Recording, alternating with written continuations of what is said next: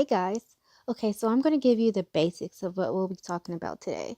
So we'll be talking about worry, distrust, anxiety, the pancreas, spleen, and stomach, trust, fairness, openness, some of the thoughts we may have and some of the effects, some triggers, and some treatments. So you're in for a treat. Grab your tea and sit back and let's go. So, the definition of worry is to give way to anxiety or unease, allow one's mind to dwell on difficulty or troubles, or a state of anxiety and uncertainty over actual or potential problems. It is using your mind and your imagination to create something that you actually don't even want. Distrust is the feeling that someone or something cannot be relied upon, or doubt the honesty or reliability of. You regard with suspicion. Anxiety is a feeling of worry, nervousness, or unease, typically about an imminent or something that's about to happen or could happen event or something with an uncertain outcome. Worry, nervousness, and anxiety is like praying for what you don't want. It's a future focused fear, afraid or distrusting of what may happen, the what ifs. Remember, we can make our plans, but the Lord determines the details of how you get there or your steps. Anxiety manifests not when we are thinking about the future, but rather when we are trying to control it. And control is a fear based move, trying to prevent or gauge how something will go. What are the facts and probability of this working out the way you see it? What can you do about it? Take that action. If there is nothing you can change, rest and prepare to accept your reality. Have faith that either way you will be fine or it will work out in your favor, but refuse to be limited by fear. I know we all want to think that our belly is our whole stomach, but the stomach is actually a muscular organ located on the left side of the upper abdomen. The stomach receives food from the esophagus. As the food reaches the end of the esophagus, it enters the stomach. The stomach secretes acid and enzymes that digest the food.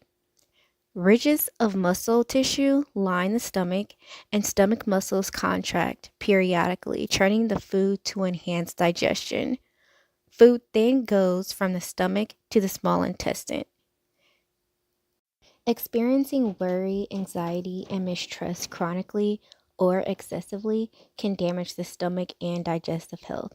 And remember, the digestive system includes the stomach, spleen, and the pancreas. And it's responsible not only for digesting food and drink, but also for digesting your emotions and thoughts you internalize. It keeps what nurtures your spirit and lets go of what doesn't. Metaphorically, that is why we poop.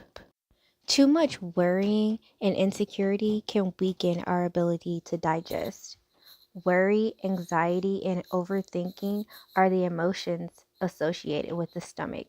If you constantly worry or overthink things, especially negative thoughts, get anxious easily, you may have a stomach imbalance or function disorder.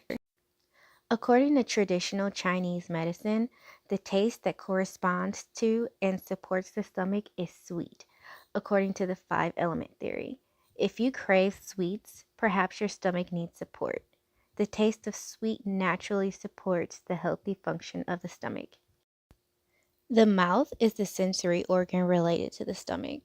If you have any mouth issues such as bleeding gums or bad breath, it may be a sign that your stomach function is compromised. The muscles are the tissue associated with the stomach. If your muscles are weak and underdeveloped, or if they cramp or tire easily, you may have a stomach or spleen dysfunction as well. The spleen is an organ in the upper far left part of the abdomen, to the left of the stomach. The spleen varies in size and shape between people, but it's usually fish shaped, purple, and about 4 inches long. Because the spleen is protected by the rib cage, you usually can't feel it unless it's really enlarged. The spleen plays multiple supporting roles in the body. It acts as a filter for the blood as part of the immune system. So, old red blood cells are recycled in the spleen and white blood cells are stored there. The spleen also helps fight certain kinds of bacteria that cause pneumonia and meningitis. So, the white blood cells, or leukocytes, which are the main fighter cells of the immune system, are made up of classes including natural killer, lymphocytes, monocytes, granulocytes, and each cell has its own function. So, in a healthy immune system, if you cut yourself, fall, scrape your knee, get an infection, white blood cells gather at that site in the body and produce substances that help fight off the infection to help you heal. So we have to keep our spleen healthy. It helps keep our immunity high. The pancreas is a gland organ. It is located in the abdomen and it's part of the digestive system. Enzymes or digestive juices are secreted by the pancreas into the small intestine.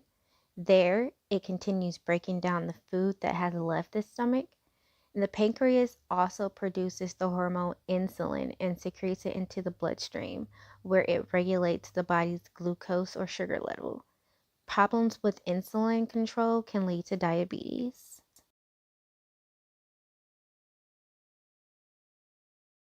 So, the first definition of fairness is impartial and just treatment or behavior without favoritism or discrimination. So, what can you do to be more fair? You can treat others the way you'd like to be treated. Tell the truth. Be honest. Play by the rules. Don't be cheating because we saw you. Think about how your actions will affect others. Listen to people with an open mind. Try to see things from others' perspectives. Take responsibility for your mistakes instead of placing blame on others. Don't take advantage of people. Period. So, the definition of openness is lack of restriction or accessibility, lack of secrecy or concealment, and frankness. Cue Holy War by Alicia Keys. Maybe we should love somebody. No? Okay. But we put up our guards and fear people and hate them. But we need to stay open. Stay open to others' perspectives. Stay open to trying new foods, to challenges that come to your beliefs. Stay open to truth. Stay open to healing. Stay open to forgiveness. Try new adventures, new avenues, new strategies. Stay open to love. Just make sure that you are staying open. It's healthier. Trust is the firm belief in the reliability, truth, ability, or strength of someone or something. The acceptance of the truth of a statement without evidence or investigation. The state of being responsible for someone or something. We all have some trust issues. So, what can we do to improve trust issues? How about staying present and conscious? Starting to forgive not only yourself but others.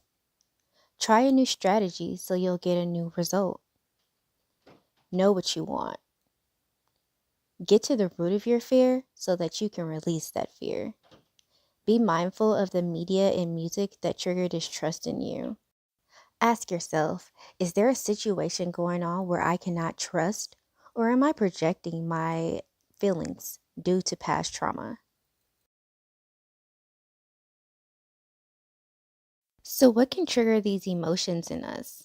How about underlying health issues, medications, too much caffeine, skipping meals, negative thoughts, financial concerns and worrying about money, parties and social events, maybe social anxiety, and conflict if you are a non confrontational person.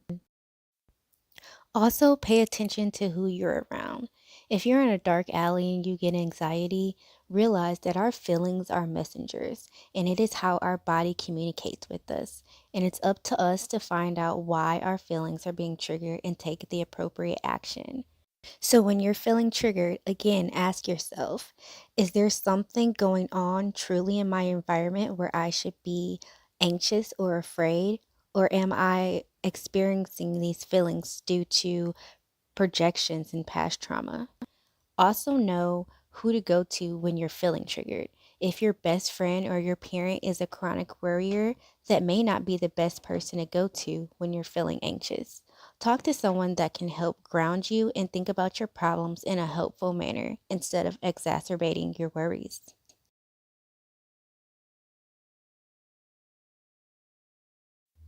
If you suffer from anxiety, chances are you see the world more threatening or negative than it actually is.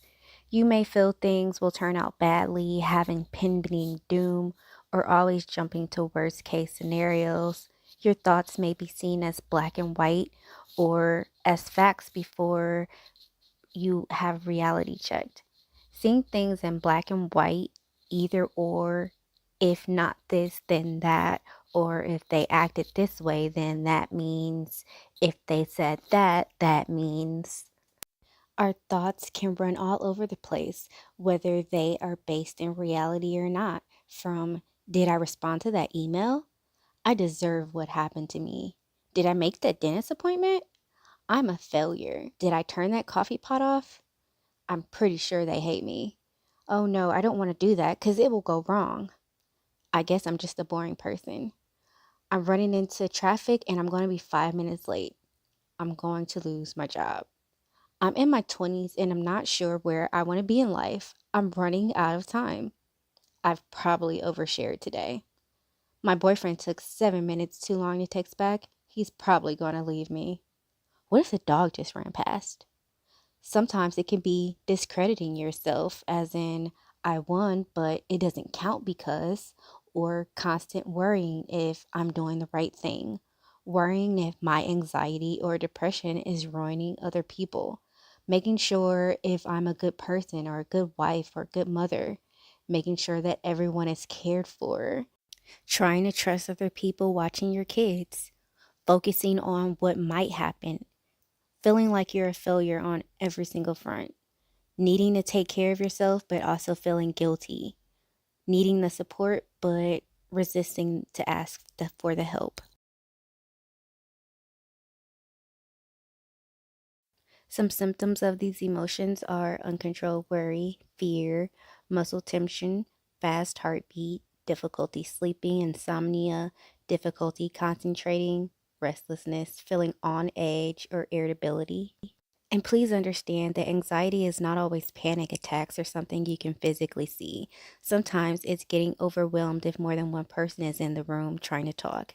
Being scared to ask the waiter or waitress for a straw for fear that they'll spit in your food. Bouts of rage that turn you into someone that you hate. Not wanting to be touched. Not being able to enjoy yourself at any type of event or place with more than 3 to 4 people because of social anxiety, wanting to do everything and nothing at all. It could be unpredictable bouts of rage or irritability, nitpickiness, obsessive behavior like hypersensitivity or disarray, chaos, or any sort of change, fast talking, stuttering, stumbling over words, not talking at all, sitting rigid, staring out into space, seeming zoned out. So, there's a lot of other symptoms of anxiety. So, make sure that you're aware so not only that we can help ourselves, but help others. Anxiety can also play out in our attachment styles, in our relationships. So, anxious and preoccupied or insecure attachment styles think highly of their partner, but base a large part of their own self worth on whether or not they're getting approval, attention, and responsiveness from their partner. So, this attachment style is associated with being too clingy and feeling like you're always the one to initiate conversations about where the relationship is going, how you're both feeling. If you have an anxious or insecure attachment style, usually if you're faced with rejection, you're going to run to that source that rejected you like a moth to the flame.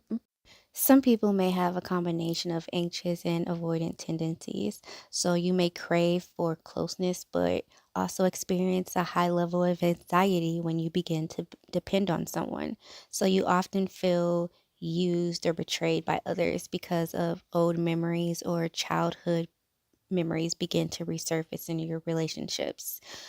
So you may tend to prematurely pull away from relationships due to fears of rejection or deep feelings of anxiety. Yes, again, worry, anxiety, distrust, they can all make you physically ill, including difficulty swallowing, dizziness, dry mouth, fast heartbeat, fatigue, headaches, inability to concentrate, irritability, muscle aches, muscle tension, nausea, nervous energy, rapid breathing, shortness of breath, sweating, trembling, and twitching. So let's do a little exercise. How do you cope with anxiety? Do you recognize when your anxiety is active? Do you know what triggers it? Is it future based, like you're rushing towards it or trying to figure it out quickly? Nervous? What's the rush? Or are you running from it, avoiding it? What are you afraid of? Do you feel internal or external pressure to receive a certain outcome? Let me know what you do to cope with your anxiety. Tag me in some of your videos or pictures. Hashtag anxiety. Have you ever been nervous for something and had sweaty palms? Ah, the power of the mind and emotion. Mind body connection. Remember, nothing physical manifests without it first starting as thought and emotion. So, what's on your mind?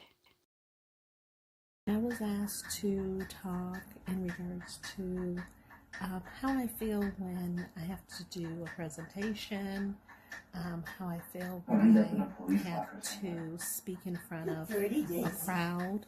I, for whatever reason, just get anxiety. I become extremely nervous, and I find myself, this is TMI, but somehow I just develop diarrhea. Um, I work myself up to the point where it just happens. So, not sure what it is, even though I know the content, I understand it. I still, for whatever reason, get so nervous. So, specifically talking about these organs, the pancreas, the stomach, and the spleen, the ailments, when they are damaged because of these emotions, can be impaired digestion and difficulty eliminating waste by digestion. The problem occurs when the stress response, fight or flight, is triggered by excessive worrying and anxiety. The fight or flight response causes the body's sympathetic nervous system to release stress hormone cortisol. These hormones can boost the blood sugar and triglycerides, which can be used by the body for fuel. However, if its excessive worrying and high anxiety goes untreated, they can lead to depression. Although these effects are a response to stress, stress is simply the trigger. So, whether or not you become ill depends on how well you handle stress. So, physical responses to stress involve your immune system, your heart, and your blood vessels, and how certain glands in your body secrete hormones. So, in this case, it's the pancreas, spleen, and the stomach.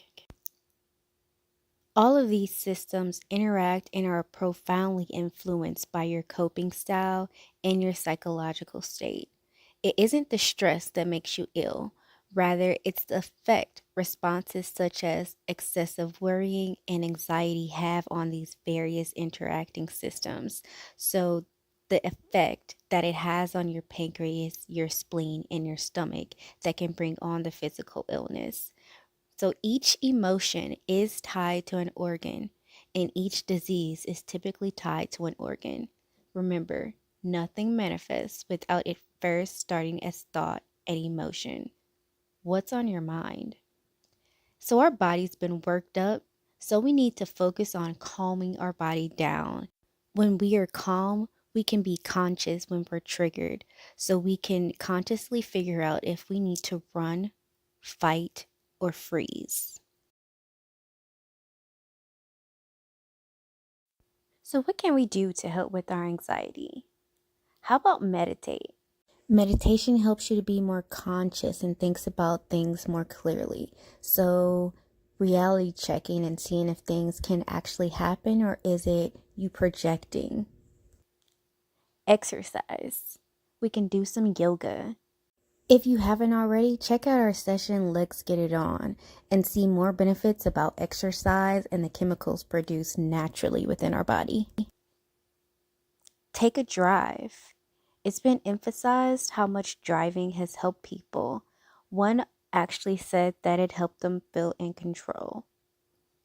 Listen to some music. Put in some earbuds and crank up the music.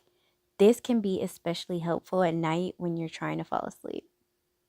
Clean and organize your home. Use that anxious or nervous energy to do something productive like tidying up your house. Focus on your breathing. Several people use this tactic that slow and deep breathing seem to work for them. So start trying to breathe in sync with this.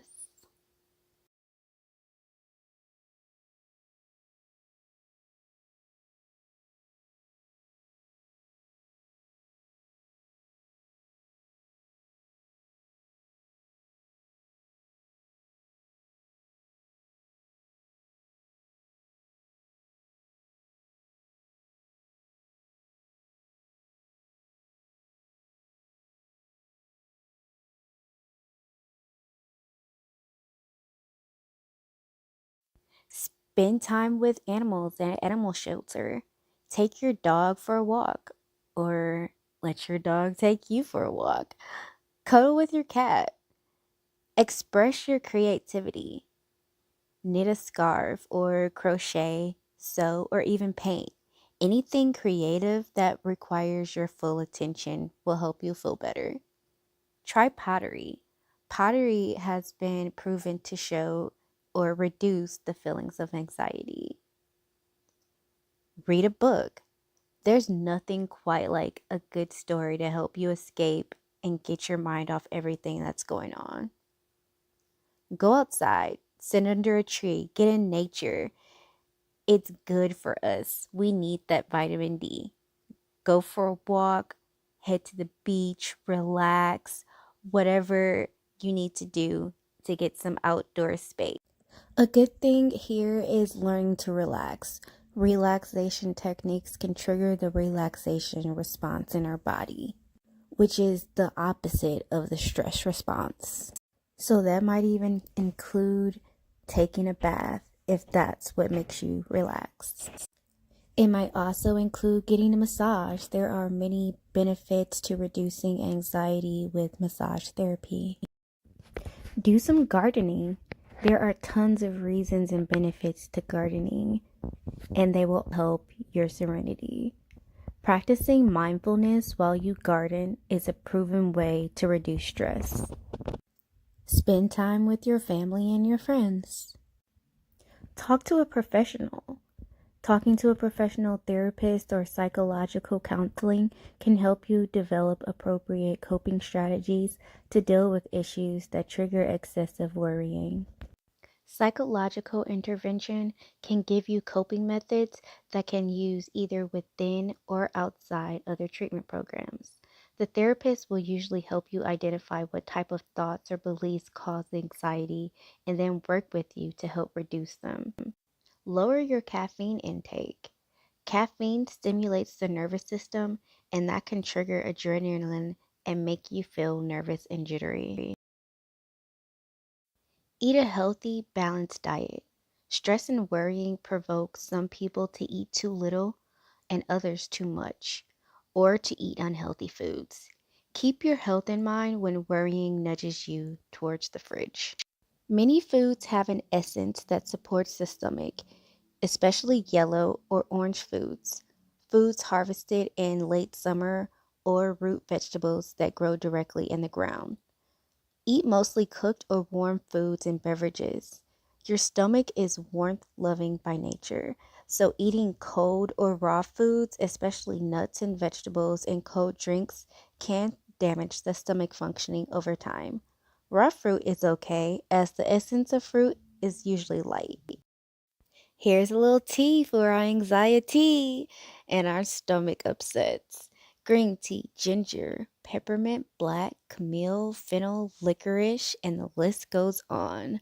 Also, dandelion tea is excellent for flushing out toxins out of the intestines. It also aids in restoring damaged pancreatic tissues. For all our worry words out there, we're going to combat that worry by creating a worry period. So choose a specific set time and place. Write down your worries on paper so you can reality check during your worry period and find out, is this based in facts? Is it reality? Can this really happen? And then also figure out, is it solvable? If it's solvable, what action can you take now? If it's not solvable, again, we're going to have to accept that reality the best way we know how, but still in a healthy manner. So, Coach Sylvie made a statement saying those who have an anxious attachment style probably grew up with caregivers who were inconsistent in their emotional availability. Sometimes they were deeply attuned and available, and other times they were neglectful and attuned in ways that were maybe invasive. So, when a child's primary needs are not responded to in appropriate or consistent ways, a child becomes deeply confused. They will still make attempts to reach for their caregiver, not knowing if the comfort will actually come or not. As adults, they are highly sensitive to anything that might lead to loss of connection. So they have activating strategies that turn on when they sense a perceived threat and can act out in unhealthy ways to try to regain that connection. So you can often overlook red flags or put people on unrealistic pedestals. You do care deeply about staying close and often feel an insatiable longing for connection. Healing this requires you being willing to acknowledge the deep anger and confusion that lies within you. The ability to validate and not abandon your own experience is what will help to become more discerning and present with others. So it will require your willingness to feel loss of connection sometimes, but you will soon realize that momentarily loss of connection doesn't always mean that the relationship is over. So it will require you to be more mindful of choosing safer partners that clearly show their desire to care and comfort you. They might be boring at first or seem boring at first, but your nervous system can slowly learn to become attracted to those who bring you peace.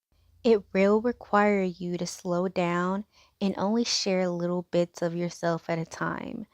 You will begin to see the difference between those who want to meet you in your vulnerability or those who continuously keep you at arm's length.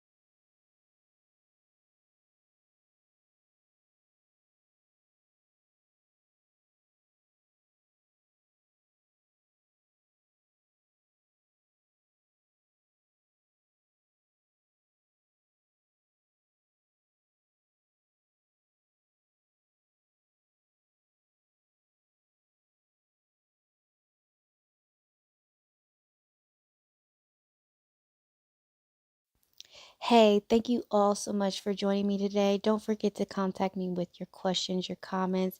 If you are interested in having a free assessment and having personalized health plans suited for your needs and growth, make sure you contact us. Private sessions, health plans available. LegacyInc.com. I look forward to hearing from you, and we'll see you next time.